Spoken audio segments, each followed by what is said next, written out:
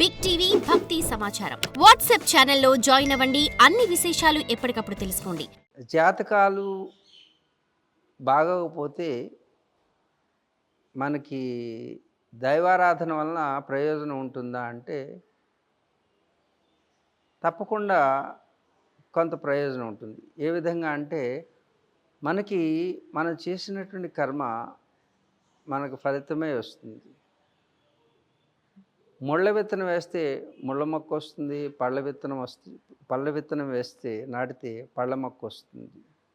అలాగే మన కర్మే మన జీవితానికి కష్టాన్ని తెచ్చిన, సుఖాన్ని అందించిన.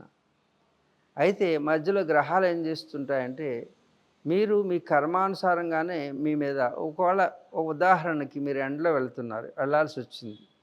అప్పుడు ఎండ మీ మీద పడడం సహజం. అలాగే ఆ సమయానికి మీరు సూర్యుడు లేనటువంటి సమయంలో మీరు బయటికి వెళ్ళాల్సి వచ్చింది. అప్పుడు ఎండ యొక్క ప్రభావం మీ మీద ఉంది.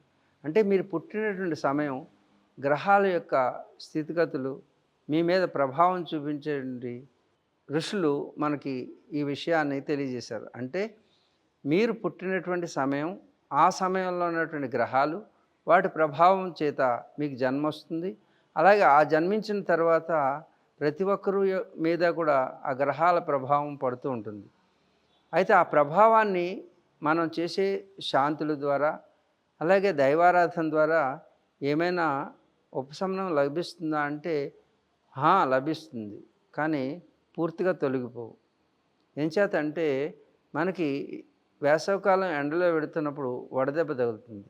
అప్పుడు గ్రహం సూర్యభగవానుడు ఒక గ్రహమే అని అనుకుంటే ఆ గ్రహం యొక్క ప్రభావం మన మీద పడుతుంది కదా. తద్వారా మనకి ఆ ఫలితాన్ని అనుభవించాల్సి వస్తుంది కదా. అలాగే మిగతా గ్రహాల యొక్క ప్రభావం కూడా మన మీద సహజంగానే పడుతుంది.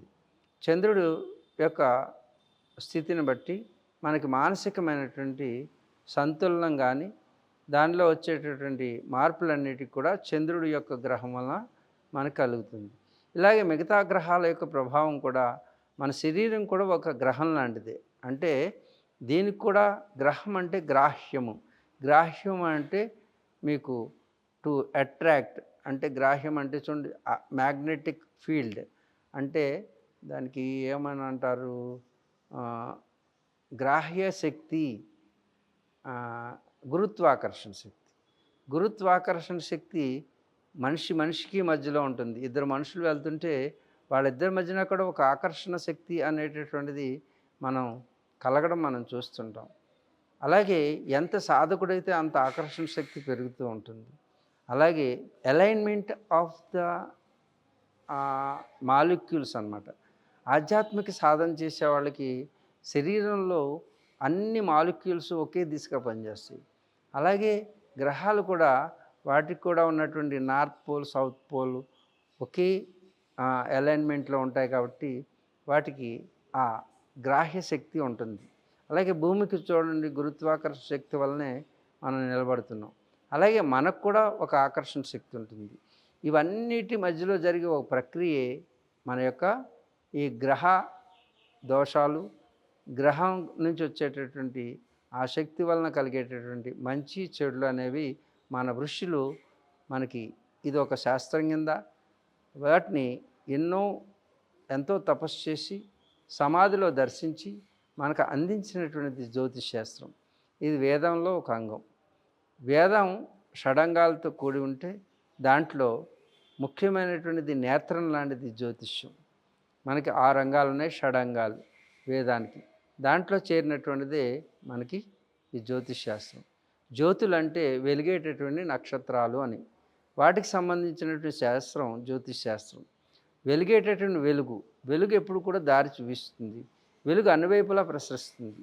అన్ని వైపులా అంటే ముందుకి వెనక్కి, భూత భవిష్యత్తు అనేక విషయాల గురించి మనకి తెలియజేసేటటువంటి శాస్త్రం పేరు జ్యోతిష్ శాస్త్రం. అలాంటి శాస్త్రం మనకి పనిచేస్తుంది. మన గ్రహాల యొక్క దోషాన్ని నివృత్తి చేసుకోవడానికి, అంటే నివృత్తి కాదు కానీ ఉపశమనం కలిగించడానికి వీటిని ఉపయోగించుకోవచ్చు. కాబట్టి గ్రహశాంతి చేసుకోవడానికి దైవారాధన ఒక ఉపాయము కాదు, ఉపాదానము మాత్రమే.